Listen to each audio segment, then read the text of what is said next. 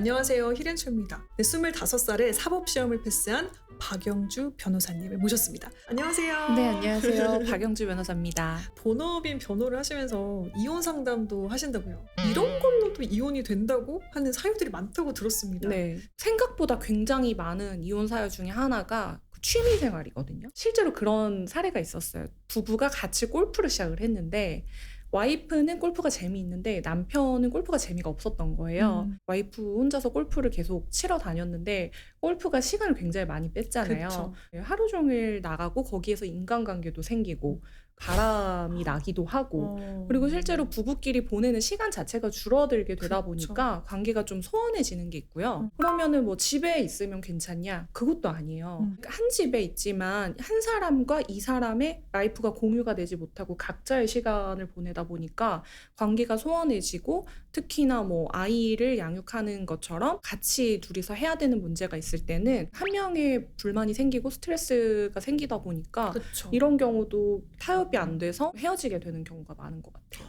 이게 혼자 보내는 시간도 너무 많다 보면은 해결해야 될 문제가 해결이 안 되는 경우들이 있더라고요.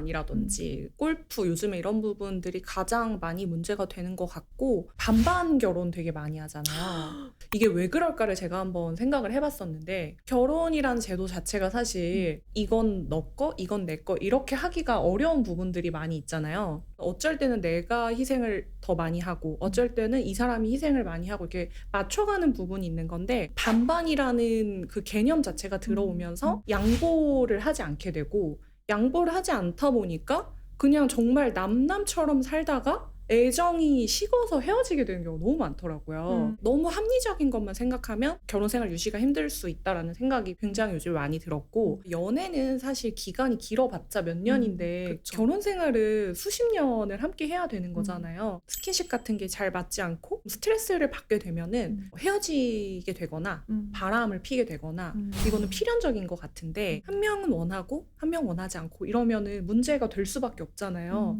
왜냐면 서로가 아니면 해결이 안 되는 문제니까 정말로 타협이 되지 않는 부분이기 때문에 이혼하는 부부들이 정말 많거든요. 근데 이게 되게 현실적인 얘기 네. 같아요. 자, 이렇게 타협이 안 되는 문제를 다뤄봤는데요. 그래서 또 디테일하게 여쭙고 싶어요. 그러니까 결혼이라든지 평생을 꿈꾸는 우리 히릿들이 있다면 이것만은 상대에게 꼭 확인해봐라 하는 것들이 있을까요? 너무 현실적인 얘기인 것 같기는 한데 재정적인 부분은 반드시 좀 체크를 하고 넘어가야 된다라고 생각을 하거든요. 서울에 집 하나 정도는 해올 수 있어 라고 이야기를 했어요. 전세인지 자가인지 그리고 서울의 어떤 동네인지 뭐 이런 거에 따라서 너무 다르잖아요. 그쵸. 근데 연애할 때는 집 하나 해올 수 있어 라고 하면 그냥 뭐 집은 이제 우리 해결이 됐나 보다 이렇게 생각을 하는데 결혼을 하면 뭐 대출금도 같이 갚아야 되고 너무 사실은 인생에 큰 영향을 미치는 부분들이기 때문에 진지하게 생각을 한다면 이런 부분을 반드시 체크를 해야 된다고 생각을 하고 물어본다는 거의 전제는 나의 재정 상태를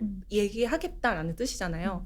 근데 그 대화를 피하지 않고 대화를 하려고 하는 사람은 재정적인 부분에서 그래도 내가 어느 정도 준비가 됐다라는 뜻이고 피하려고 하거나 화를 내요. 네, 기분 나빠하잖아요. 그러면 내가 알 수 없는 뭔가가 있다 이런 뜻이기 때문에 이럴 때는 좀 더 대화를 하거나 관계를 좀 진지하게 다시 생각해 봐야 되는 그런 부분이라고 생각이 들고 연애할 때는 이 사람이 맛있는 거 많이 사주고 좋은 차 타고 좋은 옷 입는 게 매력적으로 보였겠지만 이게 나중에 결혼을 해서는 우리가 같이 모아야 되는 돈에서 소비되는 금액들이다 보니까 그런 거에 대한 가치관이 어떤지도 체크를 해야 되거든요. 체크를 많이 안 한다고 또 느꼈던 부분 중에 하나가 자녀 계획인 것 같아요. 네네. 당연히 우리는 자녀를 갖겠지라고 생각을 했는데 결혼하고 나서 딩크라고 밝히는 경우도 있고요.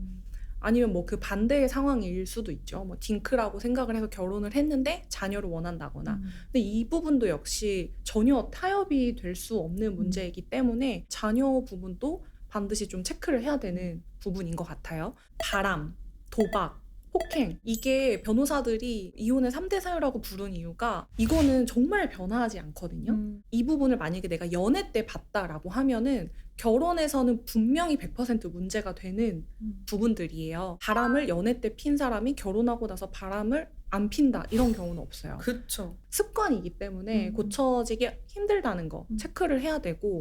그 바람을 잘 핀 사람들을 알아볼 수 있는 방법이 있을까요? 변호사님께서 의뢰인들을 많이 만나보셨잖아요. 확률상 이런 데이터가 있는 사람들은 바람을 필 확률이 높더라 하시는 케이스들이 있는지가 궁금합니다. 어느 정도 유형화시킬 수 있었던 스타일이 어떤 스타일이냐면 네. 자기애가 높은데 자존감이 낮아요. 내가 사랑받을 만한 사람이어야 된다라는 걸 끊임없이 확인받고 싶어하는 유형의 사람들이 있거든요. 이성의 관심을 내가 받더라도 이성적으로 그걸 막아야 되는데 자존감이 낮기 때문에 그걸 통해서 자기 자존감을 높이려고 하는 그런 성향의 사람들이 좀 있어요. 도덕 관념이라든지 의리라든지 이런 거에 대한 죄책감 같은 게 거의 없는 경우가 많았던 것 맞아요. 같아요. 자기가 바람을 핀 원인을 본인에게서 찾는 게 아니라 상대방에게서 찾아요. 너가 부족하고 너가 잘못했기 때문에 내가 이런 행동을 한 거다 하면서 정당화하는 경우 되게 많아요.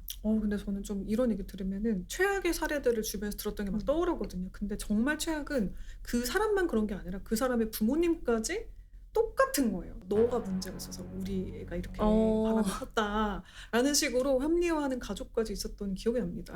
굉장히 많아요. 네, 그렇죠. 변호사님 진짜 많이 만나셨을 것 그럼요. 같은데 네. 이 사람이다 확신이 들고 좀 빠르게 선택을 하시는 분들이 있잖아요. 근데 이게 좋게 풀린 경우도 많지만 애석하게도 아닌 경우가 있습니다. 그래서 여쭙는데요. 평생의 파트너를 고를 때 실수하지 않게 좀 잘 고를 수 있는 기준 3가지 정도를 꼽아주신다면요.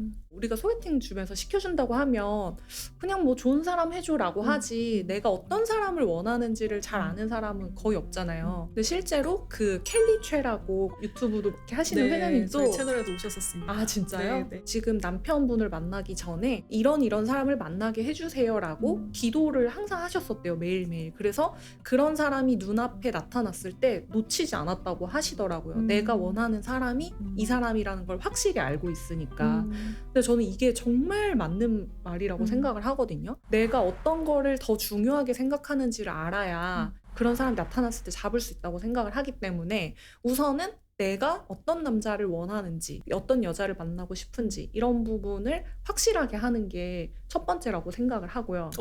비슷한 맥락에서 저는 반대로 얘기를 한 적이 있어요. 멋있는 사람이 나타나도 난 진짜 싫은 3가지를 꼽아봐라. 오히려 마이너스 요소를 먼저 생각하면 나의 가치관이 정리가 되더라고요. 그 마이너스를 생각하는 것도 되게 도움되는 것 같고, 그리고 저는 약간 불편한 사람을 만났으면 좋겠어요. 짐작이 가세요? 네, 약간 느낌이 확 오는 게요. 네. 이 사람이 너무 편하고 쉬우면 내가 막대하게 되는 맞아요. 거예요. 내 안에서 최선의 모습이 아니라 자꾸 최악의 모습을 보게 만드는 맞아요. 그런 느낌인가요? 연애 때가 저는 제일 예의를 차리고 불편한 사이라고 생각을 하거든요. 네. 근데 결혼을 하고 가족이 되면 정말 편한 관계가 되잖아요.